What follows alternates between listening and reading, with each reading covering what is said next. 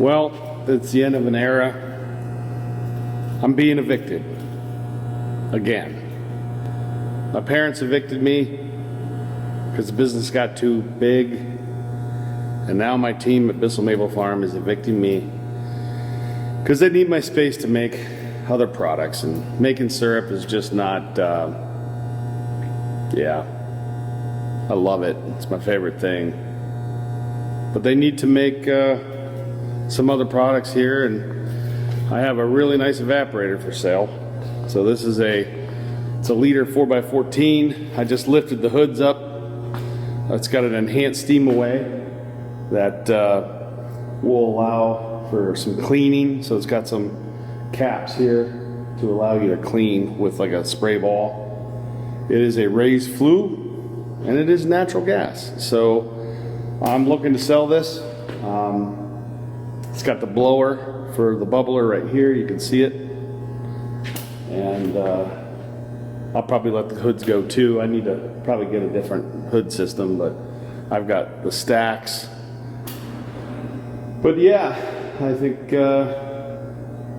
yeah, probably the first 30,000 takes it. I don't think I'll have any trouble. I know what these cost. I will tell you that several years ago, we did smoke the flue pan a little bit, so it's got a little warp to it. And she works fine. But yeah, this is a nice rig. So this steam away is 25 grand. So if you go to buy them, this would be a nice one. But yeah, end of an era. So I've got two 3-post Lapierres, 2 horsepower feed pumps,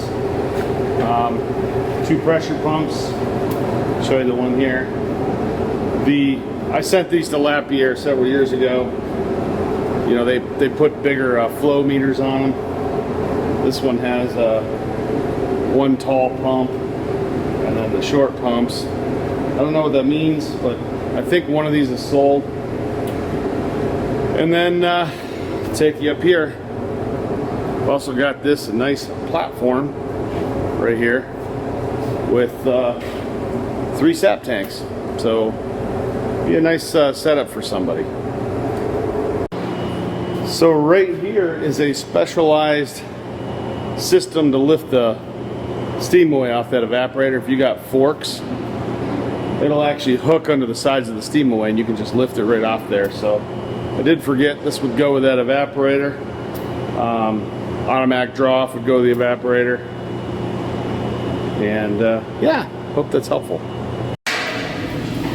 All right, there once was an evaporator here, and Jody's just finishing up the last touches here. Looks like new flooring under there, doesn't it?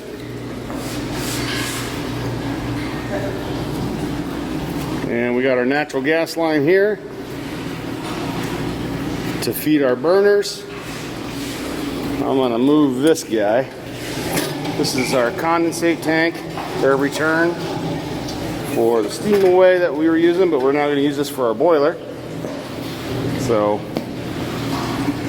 yep, Fred's working on the ribbon mixer. There's the evaporator. It's the end of an era, Jody. Beginning of a new one. So what are you doing here, Fred? Oh, I'm putting casters on this stainless steel gizmo. Do you know what this gizmo is? It's got a big auger blade in it. It probably augers something. Whoops, now that was brilliant. How'd I do that? There's a learning curve to this. There is. You got to be 0.5% smarter. There's 4 bolts, and there's a shape. Did you have to do shapes with your grandkids? And put the shapes in the right shapes? Shapes in the holes. Yeah. Why don't you just slide that over, buddy? Is that the same thing you just did? No, I don't think so. Just testing you. Just testing you, Fred. Trying to trick me. Mm-hmm. I was going to see if I could get you to pull it out again. Pretty heavy-duty casters. Those are heavy casters. What do you think that is? 1/4 inch steel? Or stainless? Stainless. You know what my favorite color is, Fred? Yep, stainless. Stainless steel. What about chrome? No, no. Nope. That's wannabe stainless.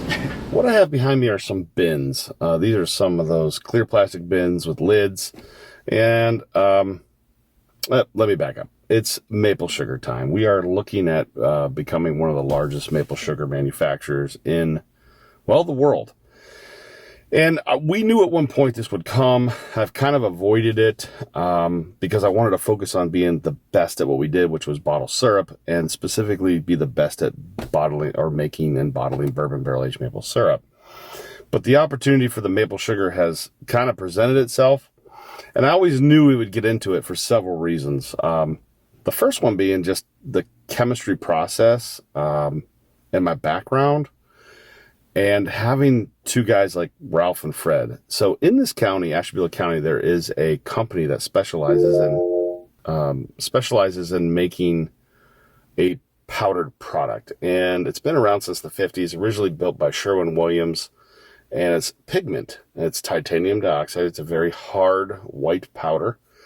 And I believe it's the largest employer in the county, and I actually worked there. It was my first job out of college. I worked in the lab, and I learned about particle sizes and all sorts of things about analyzing powders. And it was very interesting.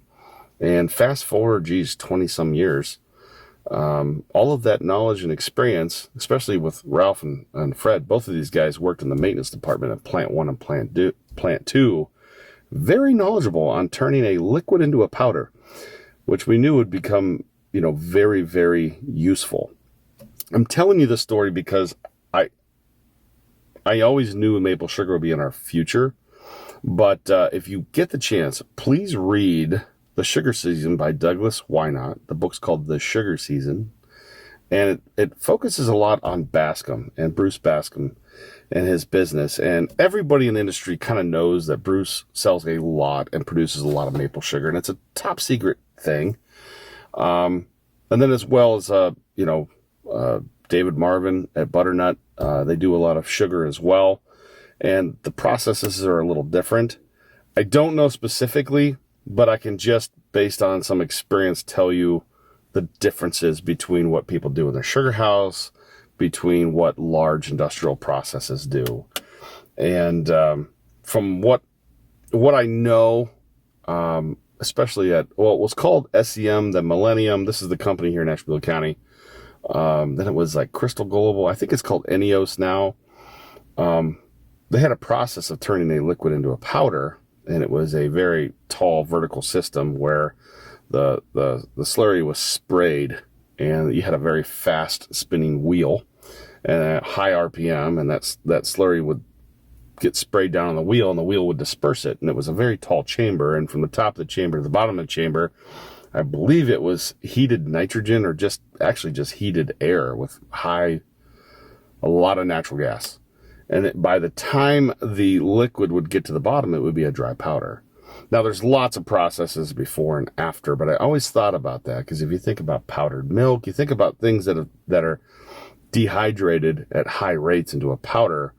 The way we do it currently in the maple industry is a guy will get a Hobart mixer. I did this 10 years ago. A guy gets a Hobart mixer, heats the syrup up to 258 degrees, puts it in the Hobart mixer, and then as it mixes, eventually it becomes a powder. So it goes from a dark, I call it magma. It's basically liquid sugar. There's no water in it. It's melted sugar. So think of lava as melted rock, and as it cools, it becomes rock. Well, when we're dealing with molten sugar, it's a good way to put it, it's literally a liquid. It's a liquid that is going to become a solid. So it's going to freeze. We think of freezing and thawing as far as ice and water, but in all reality, there's a melting point to rock. It's 1,500 degrees or something. There's a melting point to sugar. In the case of maple sugar, you get it hot, so you heat the syrup up, drive the water out as much as you can, and then the last process is mixing. And there's an exothermic reaction which releases the remainder of the and then it turns into a granular form. We've known this. This is the best book that you can find is the Cornell book on, confections. It's a really good book, really good resource, because we used to do maple sugar, maple cream, there's just people that are so good at it because they do it every day.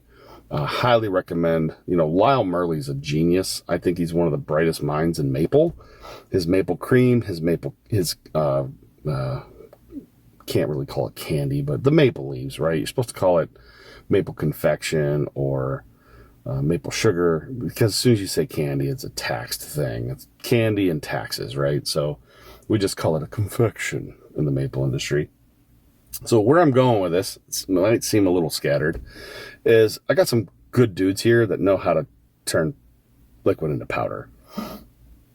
I don't have the experience of Ralph and Fred, but I always knew that with here in Ashtabula County, having the knowledge base and the equipment readily available, that we would eventually do maple sugar. Now, if you've ever used a Bissell candy machine where you take the pig, you heat the syrup up, and then you tip it up, and then you set your stream, there's an auger. And I've always thought about that for making sugar, because it's really what you're doing when you're filling those molds.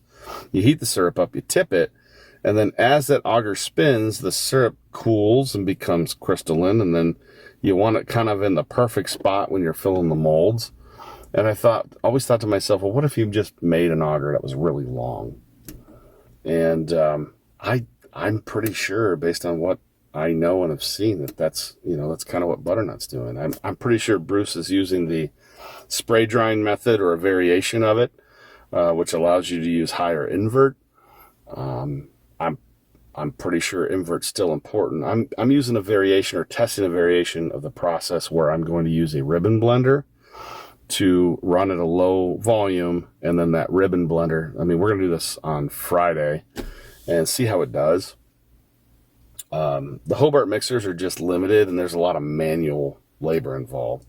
In all reality, the best way to do this would be start at like the third floor, heat the syrup, drop it down into your mix auger, and then from the mix auger, drop it down into a sifter to get consistent size, and then from there to a bag or, packaging. But the drier processes are going to be the spray drying method, or in the case of a long auger system, it allows that heat to dissipate and that last of that moisture. So we're still kind of batching, but I do believe that at some point I could run this into a continuous process. The spray drying methods are expensive. They're hundreds, they're probably, 7 figures, maybe multiple 7 figures. I'm sure I could work on a variation of that, but for now, cost of capital and stuff, it's better to just use lower cost systems and earn the right to put in a bigger system. So I know that there's companies out there with a lot more experience, but I don't think there's companies out there with more talent. And I'm not talking about myself. I'm talking about Fred and Joe and their experience in powdered material. But I'm kind of excited. There's a lot of knowledge, and thanks to Lyle Murley, my friend Matt Emmerich, Dale Forrester, Jake Levito. There's just a lot of brain power out there, and everybody knows little, bits and pieces. But I plan on sharing everything. But these totes behind us, we're going to use that for binning up sugar, allowing it to cool. And then we also have a power sifter, which that you saw in a prior episode, which Joe and I picked up. And that's about a $70,000 sifter if you were to buy today, with this different size screens that we have. So we're pretty stoked about that. And then we also have a sifter on order for Sunrise that is also a pretty good machine. So this is officially the Sugar Works, like literally. So the sugar plant here in Jefferson, Ohio should be completed within the next 3 to 4 days, and we'll be rocking and rolling some sugar. So hey, thanks for stopping by. I'm glad you're here for this journey. The maple industry is very small, also very tight-lipped, and I'm hoping to share. I'm hoping to share as much information as I can and help. I think Lyle Murley has definitely influenced me to be open with information. And hey, if you take this information and use it for yourself, and heck, try to take business from us, then that's okay. So thanks for stopping by, and hey, if you like the channel, subscribe. That'd be great. And yeah, thanks. Let's get to it. So here's what we got going on. Daniel's going to come in and put the VFD, the variable frequency drive, on this machine. Ralph and Joe are getting the burners hooked up here. So these are 440,000 BTU. I think we got these off of Glacier Tank. We put them on all thread so we could lift them. We don't know how close we want them to the pot, but we're gonna find out. And I picked this up for like 190 bucks at HGR, and it actually came with these heavy duty pieces of metal, bar stock, that will sit across here for like a grating to hold our stock pots up. So let's see if I can find you a pot. These are 180 quart stock pots. We'll be running probably 200 pounds of syrup in each one, which will be about a third. Cooking it down, and the goal is to run 3 of these at the same time. These guys have got 2 burners set up, but we will probably need a third to make sure we're running this above or near the bar of this ribbon blender. So I'm not really sure how the ribbon blender is going to work, but we're going to find out. Let's go check on the sifter that Dean has been putting together. Cleaning it, steam cleaning it. We have to make sure it's clean for our kosher certification. So we will hit it with direct steam. This is after we have literally pickled a layer, cleaned the machine and pickled a layer of stainless. So we've actually pulled a layer of stainless off of this with a little bit of nitric phosphoric. So it's clean, it's passivated, and then we're gonna hit it with steam. So we'll have the kosher certification. But let me show you what Dean's been working on. So this is a rotary sifter. Dean he's pulled the paddles off, and he has been cleaning the snot out of this thing. So we got to get gaskets, new gaskets, but essentially this motor will spin. It'll spin this. It has paddles. So we've got some paddles here that Dean's cleaned up, and these paddles will push the material to the outside of the screen, and the larger material will fall out the back on this guy. So the powder will come out here, and the big stuff will fall. We call it the oversized. I think that's the industry term. But let me go show you the baskets that the power sifter uses. They're just bottling away here this morning. So each one of these sifters, it's really important to use one of these guys. These are, it's actually called Johnson wedge wire. And what that means is these wires in here have a wedge to them. I'm going to zoom in for you. And the wedge is actually angled towards the back. So once those paddles spin on the inside, if it gets to the outside, it should fall out because it's wedged toward the inside. That's kind of confusing. Each one of these things are $10,000. $10,000, and I have 2 sizes.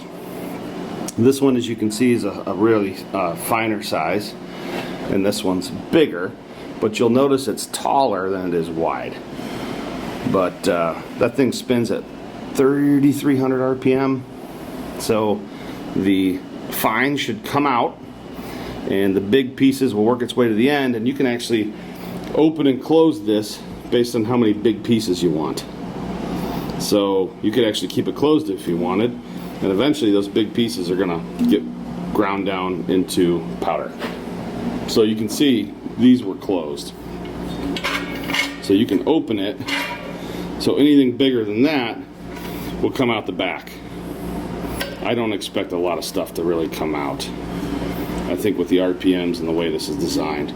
So the shaft actually comes through here, out the back. There's a bearing here that keeps the shaft stabilized, and then you bolt this in. We're going to have to get some bushings made here to center. You can see these bolts are smaller. I don't know why, but these are a much bigger bolt than these. But yeah, so we were fortunate to find this, that's for sure. It's made by S House, which is in Jamestown, New York, and they specialize in these rotary sifters, and wouldn't you know it, these machines are designed for sugar, so double lucky.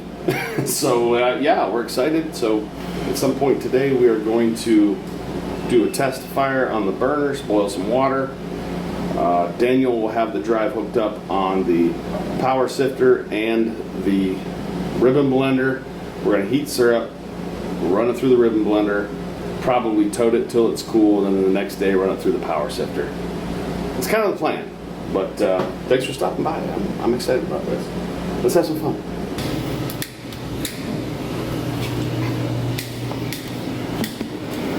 Oh, it didn't take long at all. I know, no, that pressure. It's a beautiful thing, gentlemen. There's a lot of BTUs.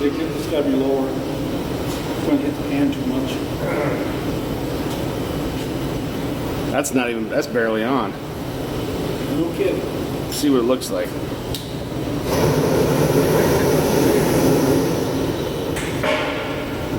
He's going to be running it about there. Maybe. Huh? Let's see what Matt does. He makes a lot more sugar than I do.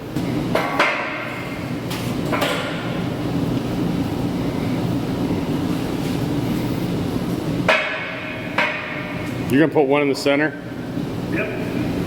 Well, that's the deal. You want a 3 or 4? We should do it.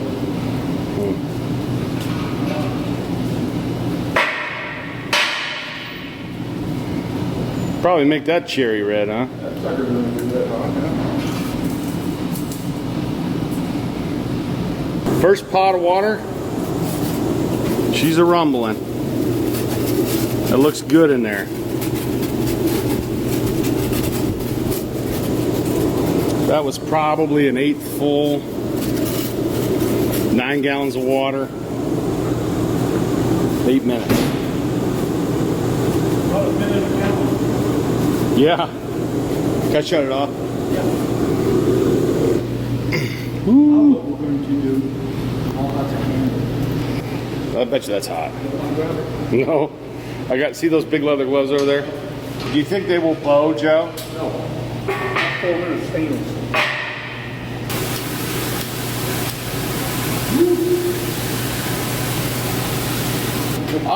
Listen, Zach's gonna be running this, not me. Grab that side. Put it on. You're setting it up for I'm setting it up exactly how I'm this big. what makes you think Matt's the guy? I don't know, he just makes a lot of sugar. With a 20-quart mixer, Dale Forrester's making 400 pounds a day with that mixer in there. How about you 10 to 1 with these 3 kettles and that? You're going to push 1,000 pounds? 1,500. Probably. We're gonna put one more pipe down here for another burner so we can run 3. I gotta get up there, turn the gas off. We're gonna put a valve in here this time so we don't have to keep going up and down.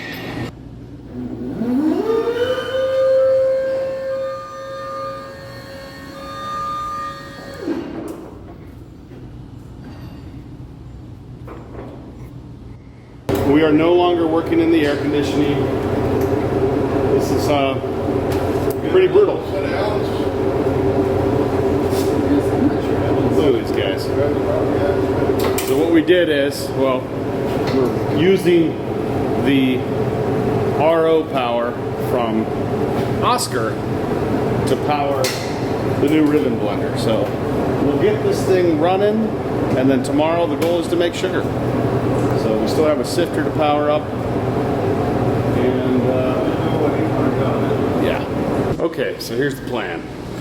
Joe took the stainless burner stand home to weld some stainless onto it. So we'll have a 3rd pot tomorrow.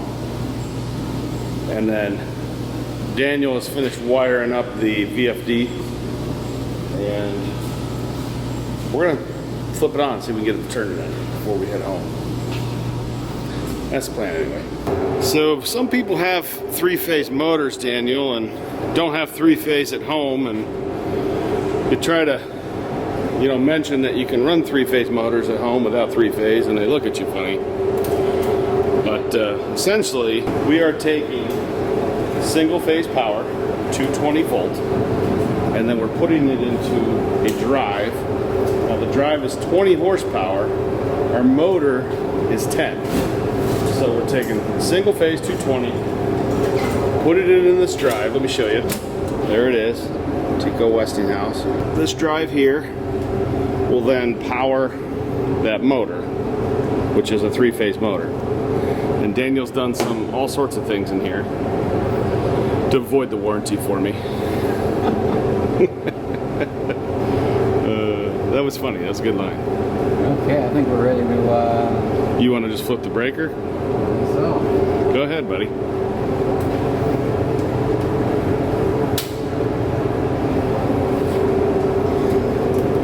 So do you need power on this then? You want this to be turned on? Not yet. I just want to double check. Okay. Make sure we, Wait until you're in that water puddle holding onto the metal frame.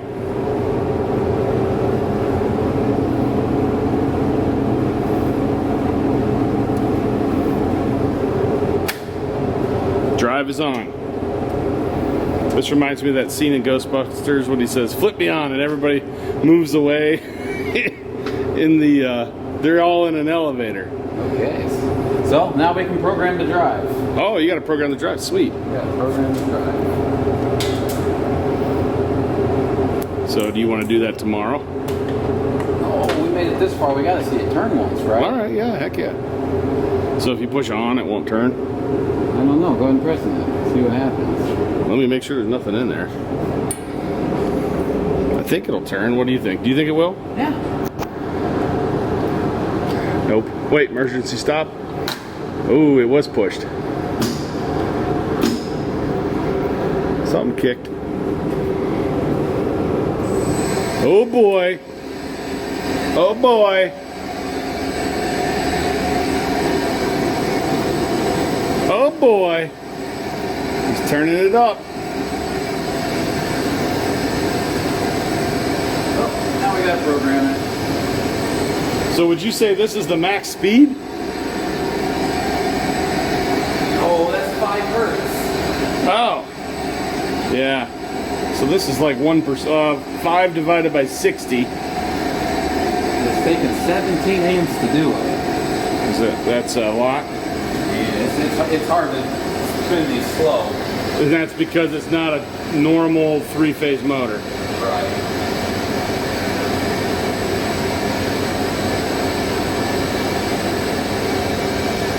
It would take more amps if there was stuff in there, right? Yes.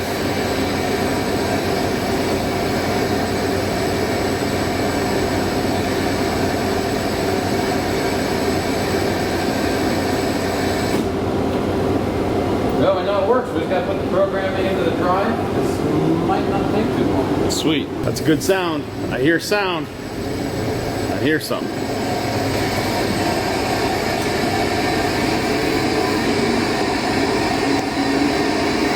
Well, that gearbox is winding up. It's kind of pretty.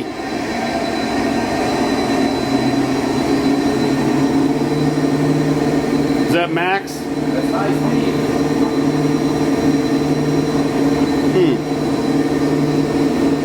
That's pretty cool.